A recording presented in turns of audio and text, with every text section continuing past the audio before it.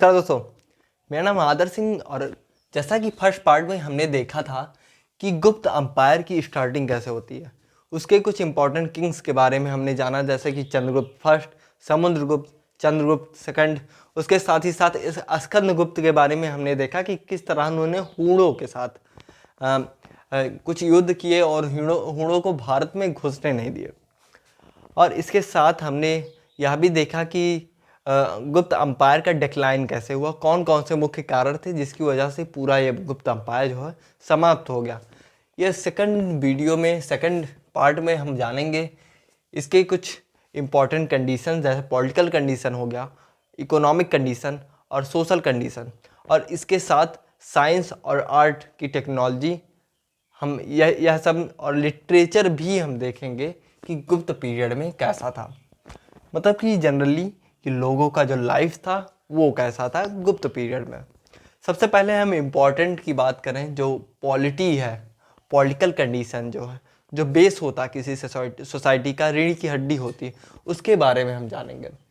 Political condition की बात करें तो वो टाइम ऐसा था जब किंग्स जो होते थे, ठीक है, राजा जो होते थे, वो एडॉप्ट करते थे, ठीक है, एडॉप्ट करते थे क्या नाम, कैसा नाम, वो खुद को परमेश्वर, महाराज धीराज, उसके साथ ही साथ परम भट्टारका, ये सब नाम जो है खुद को देते थे।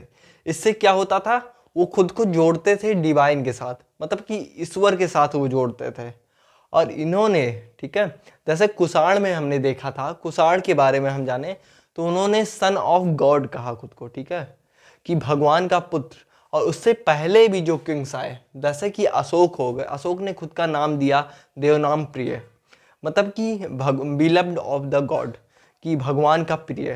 तो इसका मतलब क्या है कि किंग्स जो होते थे वो खुद को भगवान से जोड़ते थे और दिखाते थे, ठीक है, कि वो बहुत पावरफुल है। इससे क्या होता था, रिलीजियस सपोर्ट उनको मिल जाता था, लोगों का सपोर्ट मिल जाता था। क्योंकि पहले के टाइम पे, अभी भी, पहले ही नहीं, अभी भी जो रिलीजन होता बहुत स्ट्रांग चीज़ होता है, और पॉलिटी का और रिलीजन का बहुत बेहतर और बहुत अच्छा नाता है।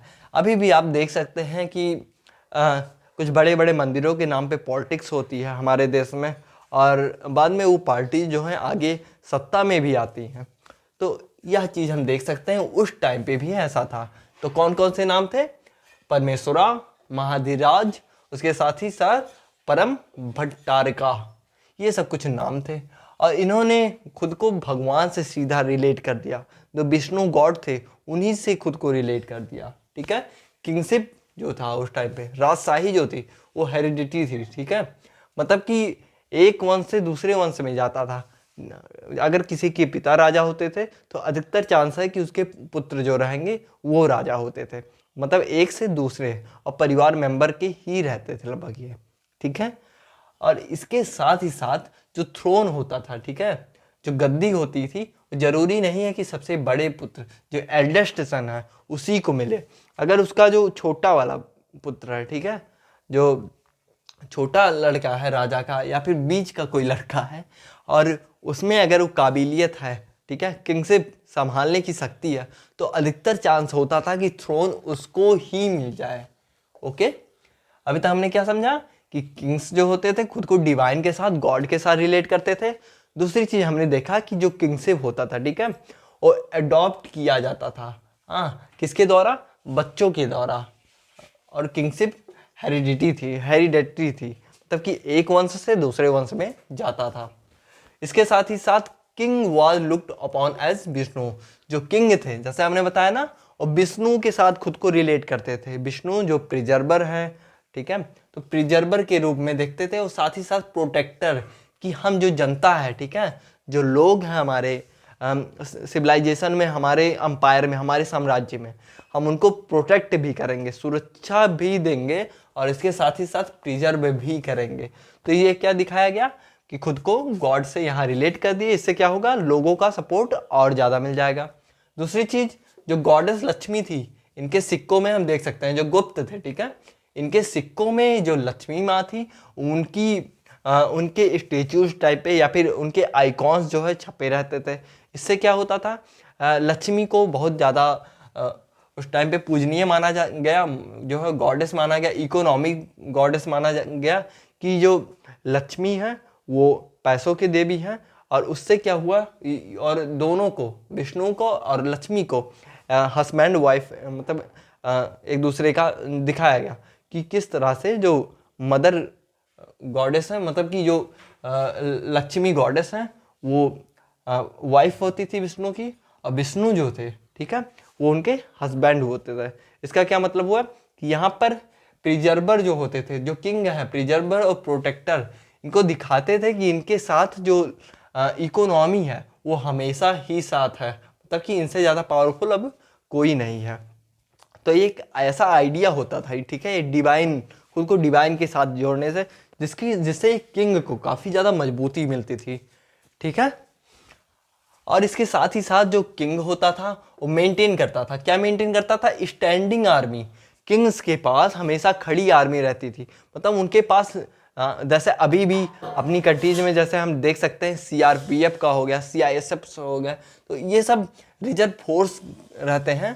तो इन लोग क्या करते हैं, कभी भी प्रॉब्लम आती है तो तुरंत जो है गवर्नमेंट की तरफ से हेल्प करने लगते हैं लोगों को, या फिर प्रोटेक्ट करते हैं कंट्री को किसी भी चीज़ से। तो वही सेम चीज़ था, उनके पास स्टैंडिंग आर्मी था। ये ऐसा नहीं था कि मौका पड़ने पे ही आर्मी तुरंत बनाया जाए, उनको खड़ा करके उनको तनख्वाह दिया जाता था उनको, और माना जाता है कि जो तनख्वाह कैश दिया जाता था, ठीक है, वो कैश जो है जो इनको पैसा दिया जाता था वो कैश में दिया जाता था। बार्टर सिस्टम का कॉन्सेप्ट लगभग वहाँ ख़त्म था।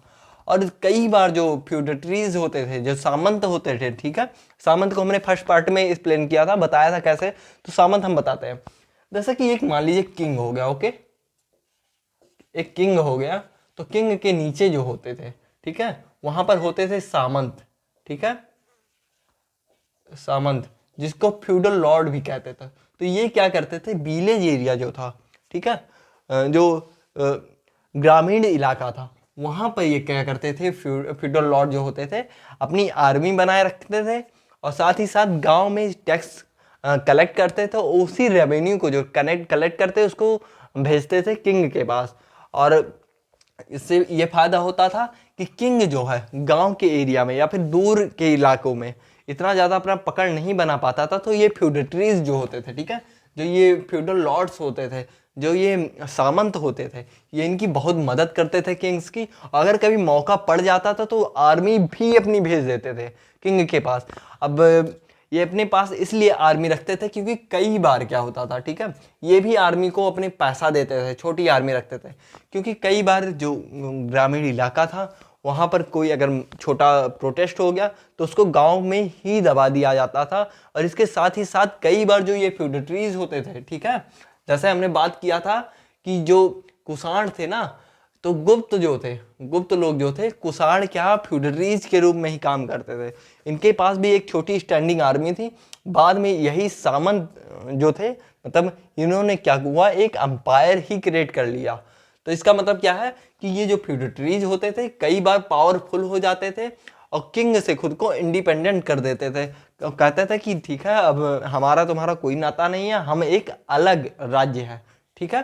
तो ये चीज़ हम देख सकते हैं कि किस तरह से ये जो फ्यूडेटरीज होते थे, जो सामंत होते थे, और किंग को स्टैंडिंग आर्मी, सॉरी आर्मी भी देते थे, और किंग के पास स्टैंडिंग आर्मी होता था जिससे उसका पावर जो है बढ़ गया था। ओके, अब हम जानते हैं भैया लॉ सिस्टम का, तो थोड़ी सी बारे में कि लॉ सिस्टम जो था उस टाइम पे, वो भी किंग जो होते थे, ठीक है, वो लॉ सिस्टम को भी अपहोल्ड करते थे, संभालते थे, अपने हाथों में रखे हुए थे, क्योंकि लॉ सिस्टम जो था वो बहुत इंपॉर्टेंट चीज़ था।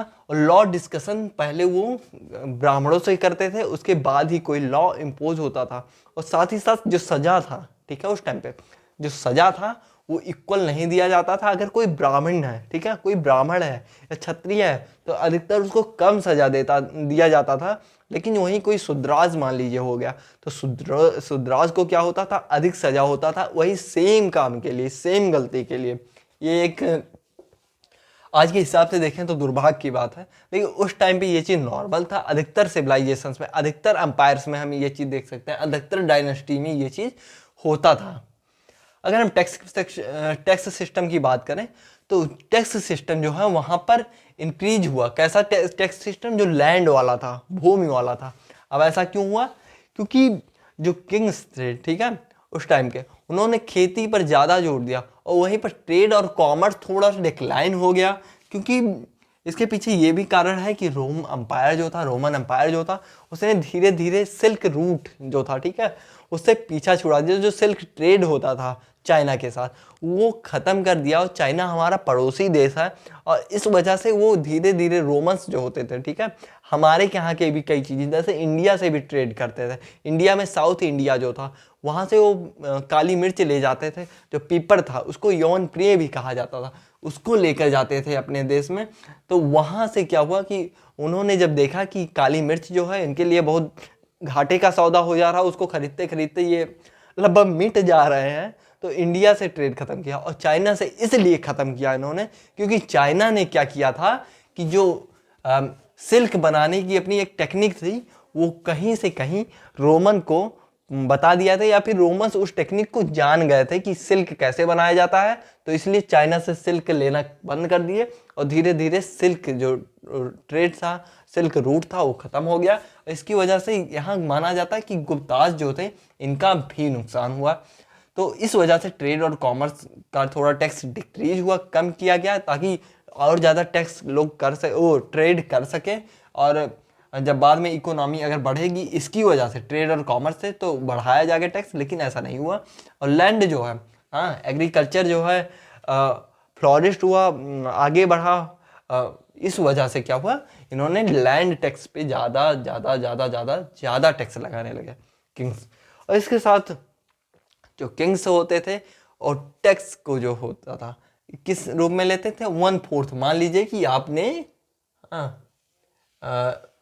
आपने जो भी प्रोड्यूस किया, ठीक है, जो भी आपने पैदा किया अपने लैंड से, अपने एग्रीकल्चर से या फिर अपने ट्रेड से, जो भी आपने पैदा किया, यहाँ ये नहीं है ट्रेड एकदम डिक्रीज हो गया, थोड़ा सा, मतलब उससे जो है वो भी इकोनॉमी में हेल्प करता था।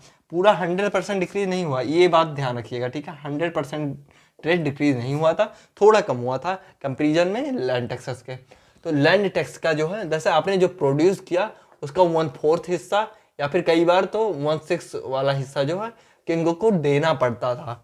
और इसके साथ ही साथ जो भिस्ती थे, VISHTI भिस्ती जो होते थे, ये फोर्स्ड लेबर होते थे। इनको जो है एक तरह से बंधुआ मजदूर कह सकते हैं। उनको रखा जाता था किस लिए? सर्विस देने के लिए। किसको? रॉयल आर्मी जो थी, इनकी आर्मी काफ़ी पावरफुल थी, इसके बारे में अभी हम देखेंगे। और इसके साथ ही साथ जो जो ऑफिसर्स थे इनके, जो इनके ब्यूरोक्रेट्स थे, उनको सुविधा देने के लिए जो इनके जो ये बिस्ती होते थे, ये हेल्प करते थे, मतलब कि सर्व करते थे और सर्विस देते थे, जिसका मतलब हो गया। तो बात करें उस टाइम की जुडिशरी सिस्टम की, यानी कि न्याय व्यवस्था की बात करें, तो हमको पता चलेगा कि ये मोर डेवलप्ड हो गया। मौर्यन से भी ज़्यादा डेवलप हो गया, सातवाहन से भी ज़्यादा डेवलप हो गया, कुषाण से भी ज़्यादा डेवलप हो गया। ऐसा क्यों? हम बताते हैं। क्योंकि ये एक ऐसा टाइम था गुप्त पीरियड में जब कई सारी लॉ के ऊपर किताबें लिखी गई, ठीक है, कई किताबें लिखी गई, लॉ बुक्स लिखे गए, और इनका रोल बहुत अच्छा होता था। इन किताबों का जो ऑर्डर होते थे, जो जुडिशियल ऑर्डर्स होते थे, वो इन्हीं किताबों के बेसिस पे लिए जाते थे। इन्हीं के लॉज जो होते थे उनको देख कर ही लिए जाते थे। इसके साथ ही साथ जो ये पहला टाइम था जब क्या हुआ कि सिविल, ठीक है, और क्रिमिनल,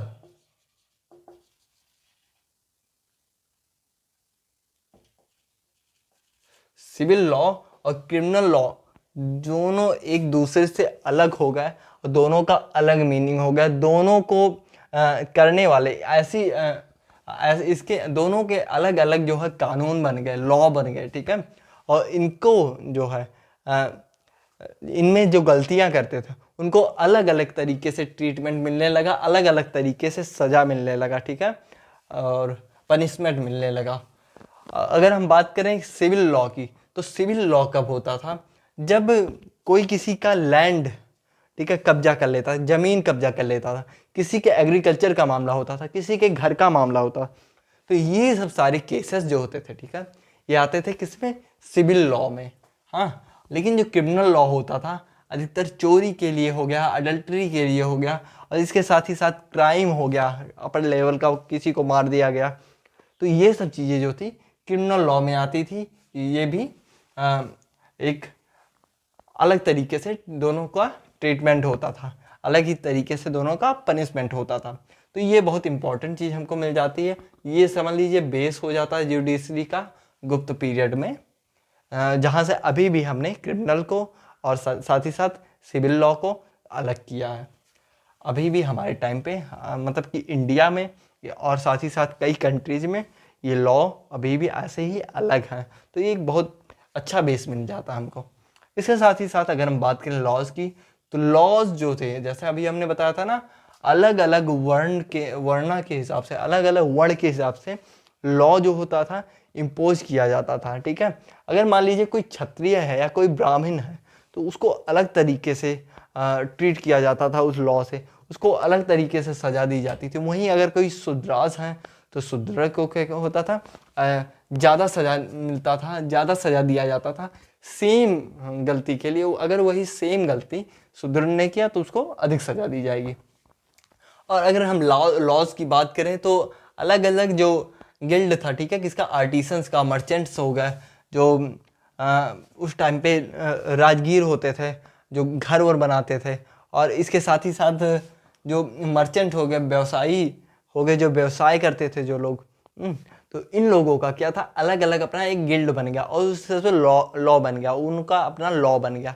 अब ये क्या होगा, जैसे कि अभी भी पंचायती राज सिस्टम जो है हमारी गांव में या फिर हमारे रूरल जो एरिया है, ठीक है, वहाँ पर क्या होता है कि है इम्प्लीमेंटेड है। लेकिन इसके साथ ही साथ फिर भी गांव के कुछ ऐसी जाति होती हैं जो एक अपना अलग पंचायत बना लेती हैं।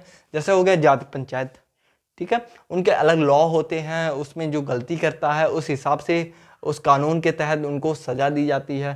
और साथ ही साथ कई बार गांव से बहिष्कृत भी किया जाता, जाति से बहिष्कृत किया जाता, तो अलग लॉ होते थे।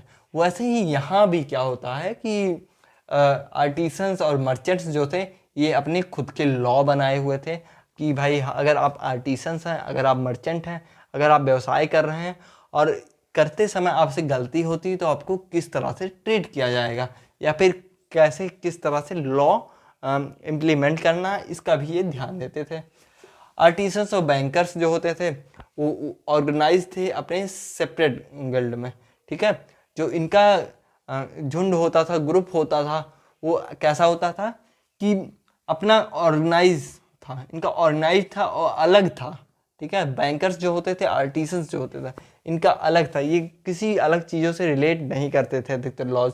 लेकिन जो मेन लॉज होते थे जो किंग्स के द्वारा लगाए जाते तो सबके ऊपर सेम होते थे, ठीक है। और इसके साथ ही साथ एडमिनिस्ट्रेशन जो था वो मौर्य की तरह नहीं था। अभी हमने बताया था कि जुडिशरी सिस्टम तो इनका अच्छा था मौर्य से, ठीक है, मौर्यन एम्पायर से ज़्यादा इनका न्याय व्यवस्था अच्छा था। लेकिन जो इनका एडमिनिस्ट्रेशन था, ठीक है, उसमें कहीं ना कहीं कमी देखी गई हमको। कैसे हम बात कर सकते हैं, क्योंकि इनके जो ब्यूरोक्रेट्स थे उनको इनके में क्या हुआ कि गुप्त में क्या हुआ, उतने ऑफिसर्स नहीं रहे जितने उनमें थे मौर्य के टाइम पे। मौर्य के टाइम पे क्या था, हर एक चीज़ के लिए, हर एक डिपार्टमेंट्स के लिए अलग अलग ऑफिसर्स होते थे और उनको अच्छा खासा पेमेंट दिया जाता था। लेकिन यहाँ पर क्या हुआ कि हमें बस कुछ ही ब्यूरोक्रेट्स के नाम मिलते हैं, मतलब एग्जाम्पल मिलते हैं। जैसे हो गया, एक हो गया कुमार मत्यास, ठीक है। कुमार मत्यास जो होते थे बहुत इंपॉर्टेंट ऑफिसर्स होते थे और इसके साथ ही ये अपॉइंट किए जाते थे किसके, किंग के द्वारा, और कैश में इनको पेमेंट किया जाता था। ये क्या करते थे, ये ऑर्गेनाइज करते थे एक सिस्टम, कहाँ पर, प्रोविंशियल, मतलब जो प्रांत था, ठीक है, या फिर लोकल एडमिनिस्ट्रेशन में ये क्या करते थे, ऑर्गेनाइज करते थे, सिस्टम ऑर्गेनाइज करते थे कि कैसे लोगों को रहना है, कैसे क्या करना है। तो सबसे पहले ऊपर होता था, मान लीजिए स्टेट, राज्य हो गया राजा साहब का। फिर उससे नीचे क्या होता था, ठीक है, उनके प्रोविंस होते थे, डिस्ट्रिक्ट होते थे अलग अलग, उसके नीचे जो है प्रोविंस होते थे। तो इन्हीं जो प्रोविंसेस थे, ठीक है, और इन्हीं प्रोविंसेस में ये जो कुमार मत्यास थे ये रहते थे, वहाँ पर एक तरह से लीड करते थे, वहाँ के इम्पोर्टेंट ऑफिसर थे और वहाँ के सिस्टम का देख रेख करते थे। तो हमने क्या देखा कि जो जुडिशरी सिस्टम थी वो इनका बहुत अच्छा हो गया। कैसे अच्छा हो गया? क्योंकि इस टाइम पे कई सारे लॉज बुक लिखे गए और इसके साथ क्रिमिनल और सिविल लॉ को अलग किया गया एक दूसरे से। जो एडल्ट्री होती थी, थ्रिफ्ट हो गया या क्राइम हो गया, ये सब क्रिमिनल लॉ में आता था। और साथ ही साथ हत्या हो गया। और लॉज जो होते थे अलग अलग वर्ण के हिसाब से अलग होते थे। जो सिविल लॉ होता था, किसी का लैंड डिस्प्यूट है उन मामलों में, अगर ज़मीनी मामला है वहाँ पर होता था सिविल लॉज होते थे, वहाँ पर इम्प्लीमेंट किए जाते थे। इसके साथ ही साथ जो आर्टिसंस थे, मर्चेंट्स थे, इनका एक अपना अलग ही भाई कानून था, इनका गिल्ड था। और इसके साथ आर्टिसंस और बैंकर्स जो थे ये अपने ऑर्गेनाइज किए हुए गिल्ड में रहते थे। और इसके साथ हमने बताया कि जो किंग्स द्वारा इम्पोज किए गए लॉज थे उस सबके ऊपर सेम हिसाब से सेम तरह से लगते थे। बस वर्ण सिस्टम में क्या था कि अगर कोई ब्राह्मण है, कोई क्षत्रिय है तो उनके ऊपर कम लगेगा, लेकिन वहीं कोई शूद्र है तो उसके ऊपर ज़्यादा वो स्ट्रांगली इम्पोज किया जाएगा लॉ। ठीक है, सेम गलती के लिए। और कुमार मत्यास जो होते थे बहुत इंपॉर्टेंट अधिकारी होते थे, ब्यूरोक्रेट्स होते थे, इनको पेड किया जाता, पैसा दिया जाता था कैश में, और अच्छा खासा पेमेंट इनको दिया जाता था। क्या करते थे? ऑर्गेनाइज करते थे। कोई प्रांत हो गया, कोई एक छोटा सा मान लीजिए इलाका हो गया या लोकल एडमिनिस्ट्रेशन हो गया, वहाँ पर ये लीड करते थे। ठीक है दोस्तों, अब हम जानेंगे कि इकोनॉमिक कंडीशन कैसा था गुप्त अम्पायर में। तो गुप्त स्टेट जो था, ठीक है, गुप्त राज्य जो था वो बहुत ज़्यादा मनी एक्टिविटीज़ जो होती थी, ठीक है, इकोनॉमिक एक्टिविटीज होती थी, इसको बहुत बिग स्केल पे, बहुत मतलब ज़्यादा इसको रेगुलेट नहीं करता था। ठीक है, अगर हम मौर्यन टाइम की बात करें तो वहाँ पर इकोनॉमी बहुत ज़्यादा रेगुलेट की जाती थी। किसके द्वारा? स्टेट के द्वारा। लेकिन यहाँ पर क्या हुआ, स्टेट के द्वारा उतना इकोनॉमी नहीं रेगुलेट की गई।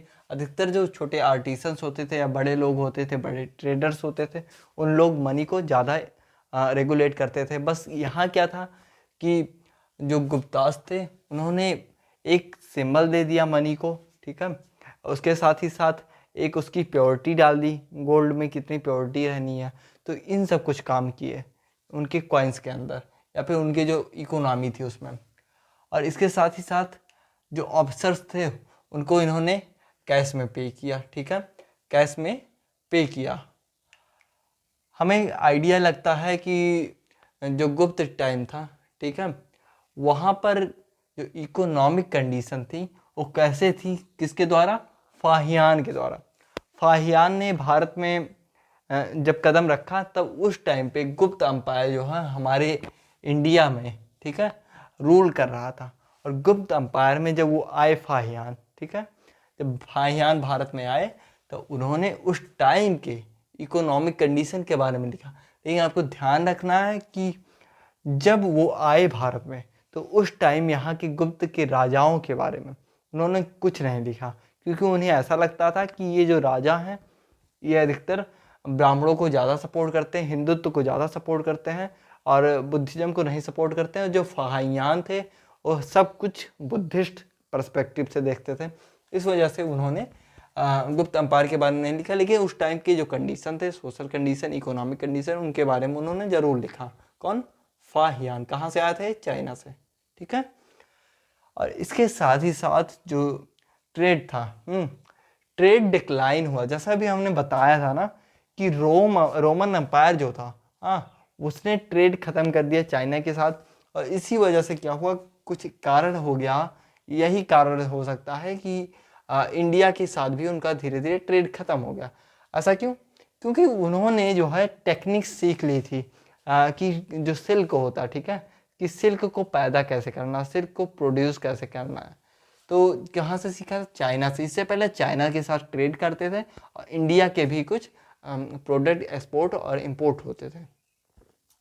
और 5th सेंचुरी में क्या होता है, हमको पता चलता है कि पूरा एक समूह किसका? सिल्क बीएवर जो थे, जो सिल्क के बुनकर थे, सिल्क के जो बुनकर थे, उन्होंने क्या किया कि जो गुजरात का लता, गुजरात में एक लता जगह था, वहाँ को छोड़ के वो मैंडेसर, ठीक है, मैंडेसर में माइग्रेट कर दी गए। उन्होंने अपना जो ओरिजिनल होम था, अपना जो उनका घर था, उसको छोड़ के उन्होंने मंडसर आ गए। ऐसा क्यों? क्योंकि वो उनका जो काम था सिल्क से रिलेटेड था, और सिल्क से रिलेटेड काम ख़त्म हो गया था, वहाँ पर अधिकतर बिक नहीं रहा था ऐसे प्रोडक्ट्स। तो ऐसे ही कंडीशन में क्या हुआ, उन्होंने उस जगह को छोड़ दिया और अपने दूसरे जगह पे चले गए। कहाँ पर चले गए? मंदसौर में चले गए। और वहाँ पर उन्होंने क्या किया कि दूसरा ऑक्यूपेशन जो था, दूसरे जॉब्स जो थे, दूसरे प्रोफेशन जो है, उनको उन्होंने करना स्टार्ट कर दिया। अपने पहले के जो प्रोफेशन थे उनको ख़त्म कर दिया, जैसे सिल्क बिहेवियर्स वाला जो काम था, बियरबिंग का, सिल्क बियरबिंग का जो काम था। इसके साथ ही साथ जो गुप्तास थे, उन्होंने बहुत लार्ज नंबर पे गोल्ड कॉइन इशू किए। ठीक है, उन्होंने कॉइन्स को बहुत लार्ज नंबर में इशू किया। अब इससे ना रिलेट करिएगा कि पहले हमने कहा कि गुप्त स्टेट जो है बहुत रेगुलेट इकोनॉमी एक्टिविटी को नहीं रेगुलेट करते थे। ठीक है, हम बहुत बिग स्केल पे। इसका मतलब यही है कि बहुत ज़्यादा इन्होंने, जैसे अभी हमने देखा था ना, ट्रेड और कॉमर्स पे भी बहुत ज़्यादा जोर नहीं दिया। तो अधिकतर इन सब चीज़ों पे वो नहीं काम करते थे। लेकिन फिर भी जो कॉइन्स थे इनके, या फिर जो मनी थी इनकी, यही इशू करते थे, लार्ज अमाउंट में इशू करते थे। ठीक है, इन्होंने कुषाण से ज़्यादा जो है इशू किया। अगर हम इंडिया, एंसेंट इंडिया की बात करें तो कुषाण से ज़्यादा। लेकिन जो क्वालिटी है, ठीक है, इसको क्या कहते हैं, दिनार्स। इनके इंस्क्रिप्शंस जो है ना, उसमें इनको दीनाराज कहते हैं इनको, इन कॉइन्स को। और लेकिन जो इनके कॉइन्स हैं वो कुषाण से ज़्यादा तो इशू किए गए। लेकिन क्या था कि कुषाण की जो क्वालिटी थी, गोल्ड की, जो गोल्ड के कंटेंट थे, प्योरिटी थी, वो बहुत ज़्यादा थी इनसे। इनका उतना प्योर गोल्ड नहीं पाया गया, वहाँ पर मिक्सचर पाया गया, किसमें? कॉइन्स में। इसके साथ ही साथ इन्होंने लैंड ग्रांट्स भी बहुत किए। हमने बताया था कि लैंड ग्रांट्स होने की वजह से क्या हुआ, इनकी इकोनॉमी धीरे धीरे कमज़ोर होने लगी और इनका अम्पायर जो है छोटे छोटे पार्ट्स में टूटने लगा। ये लैंड ग्रांट्स जो होते थे, ठीक है, लैंड ग्रांट्स जब किसी को दे दी जाती थी, भूमि दान जब किसी को दे दी जाती थी, तब क्या होता था, वहाँ से टैक्स तो मिलने का नहीं था, कि वहाँ से टैक्स नहीं मिल रहा था, क्योंकि ये होता था दान की ज़मीन से टैक्स नहीं लेते थे राजा। और इसके साथ ही साथ कल्टीवेशन जो था, अछूती ज़मीन जो थी, जो वर्जिन लैंड्स थी, ठीक है, वहाँ पर क्या हुआ, कल्टीवेशन चालू हुआ और इकोनॉमी धीरे धीरे लैंड पे आ गई। ठीक है, तो हमने देखा किस तरह से जो ट्रेड और कॉमर्स था वो डिक्लाइन हुआ और अधिकतर लोग लैंड और कल्टीवेशन पे अधिक बिलीव करने लगे और इन सब चीज़ों का खेतियों पर ज़्यादा विश्वास करने लगे, खेती स्टार्ट कर दिए और इकोनॉमी को थोड़ी मजबूती दी। अब हम सोशल कंडीशन या फिर सोशल डेवलपमेंट के बारे में जानेंगे कि वो कैसा था, कब? गुप्त पीरियड में।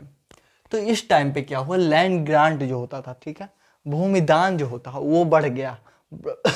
ब्राह्मणों को काफ़ी ज़्यादा लैंड ग्रांट्स दिया गया।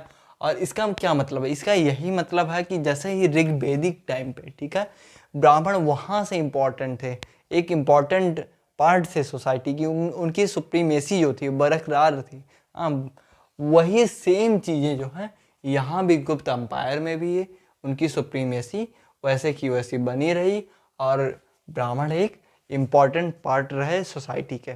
इसके साथ ही साथ नारद स्मृति जो है, जिसको नारद ने लिखा, एक लॉ बुक है 5th सेंचुरी में, उसमें बताया गया कि जो ब्राह्मण थे, जो उनका वेल्थ होता था, जो एक्यूमुलेट करते थे, ठीक है, और कई सारे लैंड ग्रांट्स उनको दिए जाते थे।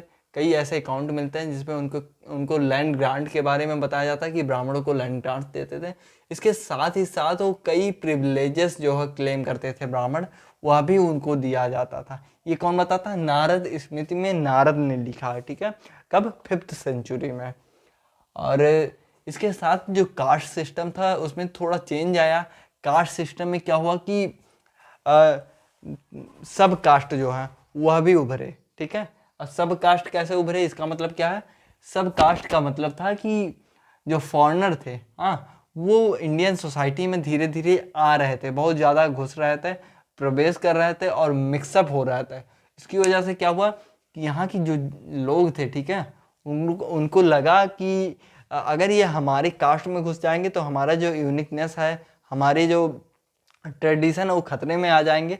तो उन्होंने उनको अलग कास्ट दे दिया और जो आ रहे थे लोग, उनका भी एक यूनिकनेस था, इसलिए उन्होंने जो भी ग्रुप आए बाहर से, जो भी फॉरेनर्स आए, उन्होंने एक अलग तरह का अपना कास्ट चूज कर लिया on the basis of their occasion, profession, कि उनका प्रोफेशन जैसा था, ये उनका प्रोफेशन जैसा था वैसे ही उन्होंने, ठीक है, अपना चूज कर लिया कास्ट।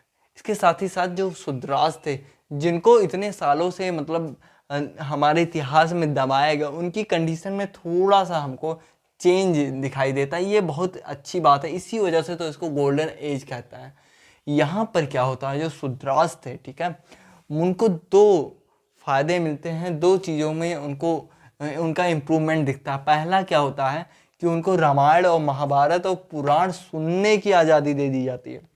यहाँ भी वो पढ़ नहीं सकते हैं, ठीक है, इतना आज़ाद नहीं हुए, इतना ज़्यादा उनके पास लिबर्टी नहीं आई।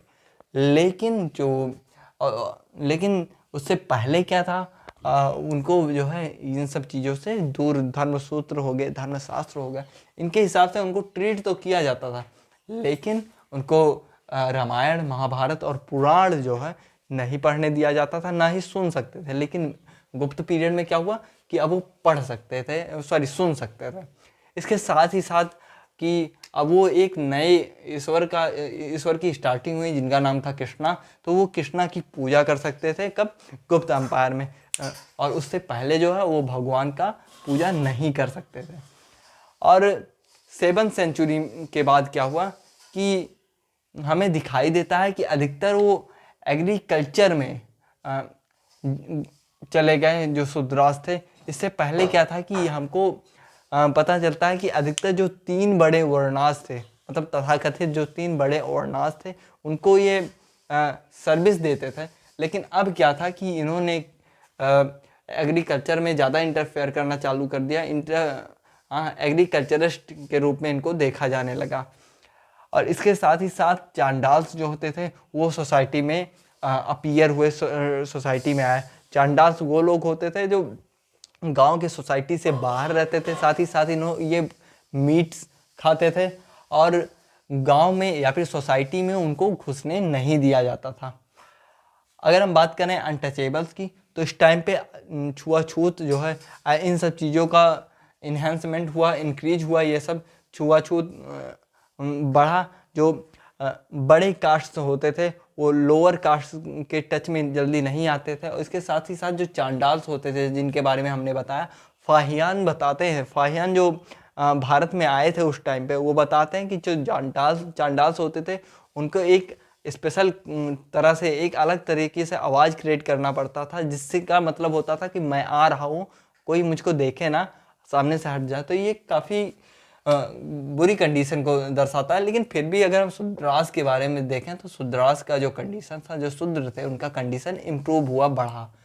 इसके साथ हमें 2-3 कॉन्सेप्ट और मिल जाते हैं, जैसे री मैरिज का कॉन्सेप्ट। हाँ, वहाँ पर क्या होता है कि जो विडोज थी, ठीक है, जो विधवाएं थी, वहाँ पर री मैरिज का कॉन्सेप्ट आ गया कि दोबारा वो पुनर्विवाह कर सकती थी। इसके साथ ही साथ पैट्रियार्कल सोसाइटी आ गया कि पितृ सत्तात्मक सोसाइटी आ गया कि जो पिता होता था अधिकतर, या फिर जो मेल्स होते थे, वो प्रॉपर्टी को होल्ड करते थे, अपने हाथों में रखते थे लैंड्स को। कुछ एग्जाम्पल्स हमको मिल जाता, जैसा वाटाकाटा के जो राजकुमार थे, उनकी जब मृत्यु हो गई, जब वो खत्म हो गया, तो उनकी जो वाइफ थी प्रभावती गुप्त, ठीक है, प्रभावती गुप्त ने क्या किया कि लैंड को अपने कब्जे में लिया, और एक तरह से रानी क्वीन के रूप में वो उभरी। उस टाइम की समझ लीजिए रजिया सुल्तान बन के उभरी। और वहाँ पर पैट्रियार्कल लेकिन फिर भी था, क्योंकि जो उनके पिता थे वो यहाँ गुप्त अंपायर से थे, ठीक है, तो वो उनको लीड कर रहे थे। वहाँ वाटाकाटा का जो अंपायर था उसको संभाल रहे थे, इनडायरेक्टली संभाल रहे थे, ठीक है। इसके साथ ही साथ जो नियोग था, नियोग का कॉन्सेप्ट उभरा। नियोग का मतलब अगर कोई महिला है, जैसे उसके हस्बैंड एक्सपायर हो गए, तो उसके जो भाई होते थे, ठीक है, जो उसके छोटे भाई होते थे या बड़े भाई होते थे हस्बैंड के, तो उनसे जो है विवाह कर दिया जाता था उस महिला का। तो ऐसे कॉन्सेप्ट जो है उभरे। तो ये था सोशल डेवलपमेंट, या फिर इसको हम कह सकते हैं सोशल कंडीशन उस टाइम की, क्योंकि डेवलपमेंट तो वाकई में हुआ, लेकिन इतना ज़्यादा डेवलपमेंट नहीं हुआ। कुछ कॉन्सेप्ट जो हैं वो हार्ट टचिंग हो सकते हैं, लेकिन फिर भी उतना ज़्यादा चेंज नहीं हुआ। ये था सोशल कंडीशन के बारे में। दोस्तों हम रिलीजियस कंडीशन के बारे में जानेंगे कि गुप्त पीरियड में रिलीजियस कंडीशन कैसा था। तो ये एक ऐसा समय था जहाँ पर क्या होता कि बुद्धिज्म जो था, ठीक है, बहुत ज़्यादा समय तक लॉयल पैट्रोनेज नहीं पाया गुप्त से, ठीक है। इससे पहले जो जो अम्पायर थे, साम्राज्य थे, जैसे कुषाण हो गया, उससे पहले मौर्याज हो गया, इन्होंने बहुत ज़्यादा सपोर्ट किया किसको, बुद्धिज्म को। लेकिन बौद्ध धर्म जो था गुप्त के पीरियड में आके थोड़ा स्लो हो जाता, यहाँ पर इसका जो है इम्पोर्टेंस धीरे धीरे कम होने लगता है। हालांकि कई कई ऐसे आर्किटेक्चर जो है बुद्धिज्म से रिलेटेड बनवाए गए, लेकिन धीरे धीरे क्या होता है, ये बहुत ज़्यादा पेट्रोनेज जो पाता था बुद्धिज्म वो कम हो गया। यहाँ पर नया कॉन्सेप्ट आ गया, वो था ब्राह्मणिज्म, ठीक है, ब्राह्मणिज्म आ गया। और विष्णु जो गॉड थे, ठीक है, वो बहुत इंपॉर्टेंट गॉड के रूप में उभरे। जैसे हमने बताया कि माँ लक्ष्मी जो थी, हाँ, वो जिनको विष्णु की पत्नी बोला जाता, उनको सिक्कों में इंक्लूड किया गया, सिक्कों में डाला गया। और साथ ही साथ जो इनके किंग्स होते थे वो खुद को भगवान के अतुल्य देखते थे, कि भगवान मानते थे कि भगवान से रिलेटेड हैं, जुड़े हुए हैं। इससे क्या होता था, काफ़ी ज़्यादा सपोर्ट मिल जाता था लोगों का। और पूरा जो पुराण था, जो सारे पुराण थे इंपॉर्टेंट जो है, उनको कंपाइल कर दिया गया विष्णु पुराण के रूप में। अब लो ये नया चीज़ स्टार्ट कर दिया, जितने पुराण थे इंपॉर्टेंट ना, जैसे हो गया मत्स्य हो गया, गरुड़ हो गया, शिव हो गया, इन सबको जो है, ठीक है, इन सबको कंपाइल करके विष्णु पुराण बना दिए। और इसके साथ ही साथ विष्णु स्मृति एक लॉ का किताब लिखा गया, ये डेडिकेटेड था गॉड विष्णु के ऊपर। मतलब सब कुछ, अधिकतर जो चीज़ें थी विष्णु को काफ़ी ज़्यादा इसमें इम्पोर्टेंस दी गई। और भगवत गीता जो था वो लॉर्ड कृष्णा के ऊपर लिखा गया, ठीक है, लॉर्ड कृष्णा के ऊपर भगवत गीता लिखा गया। और बहुत ही इम्पोर्टेंट, बहुत ही रिस्पेक्टेड किताब है ये हिंदू धर्म में। अभी भी लगभग कई लोगों के घर पे जो हिंदू धर्म से बिलोंग करते हैं उनके घर पे ये किताब इजीली आप देख सकते हैं, पा सकते हैं। और इसके साथ जो मूर्ति पूजा थी, ठीक है, आइडल और शिव जो था वो टेम्पल से में स्टार्ट हो गया, बहुत कॉमन हो गया। कब? गुप्त पीरियड में एक नई नई चीज़ मतलब स्टार्ट हुई। हाँ, इसीलिए तो इसको गोल्डन एज कहा जाता है। और जो लास्ट पॉइंट है और इम्पॉर्टेंट पॉइंट है कि जो गुप्ताज थे वो रिलीजियस सेक्ट के टूवर्ड्स जो है काफ़ी ज़्यादा टॉलरेंट हो गए, ठीक है, काफ़ी ज़्यादा टॉलरेंट थे। किसके ऊपर? रिलीजियस जो सेक्ट्स थे।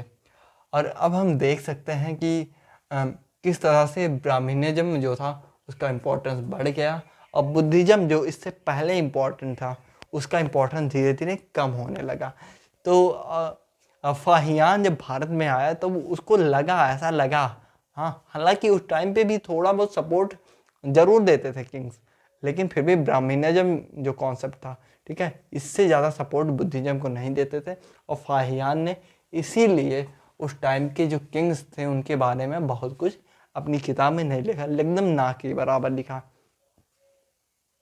दोस्तों ये सेकंड पार्ट था, इसमें हमने पॉलिटिकल कंडीशन के बारे में पढ़ा, इसके साथ ही साथ इकोनॉमिक कंडीशन, सोशल कंडीशन कैसा था, सोशल डेवलपमेंट कैसे हुआ, और इसके बाद एकदम लास्ट में रिलीजियस कंडीशन के बारे में देखा।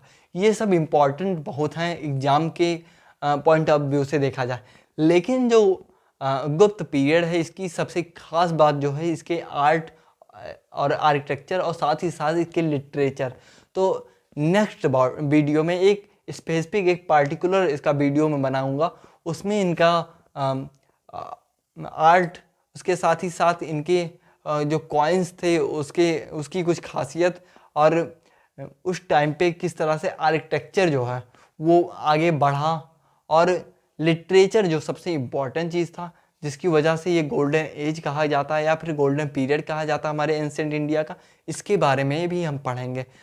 वैसे ये पार्ट काफ़ी बड़ा हो गया, इसके लिए सॉरी, लेकिन मैं वादा करता हूँ कि इस पार्ट में, ठीक है, आपके एग्ज़ाम से जो भी क्वेश्चन आ सकते हैं उसके सारे आंसर इसी पार्ट में मिल जाएंगे।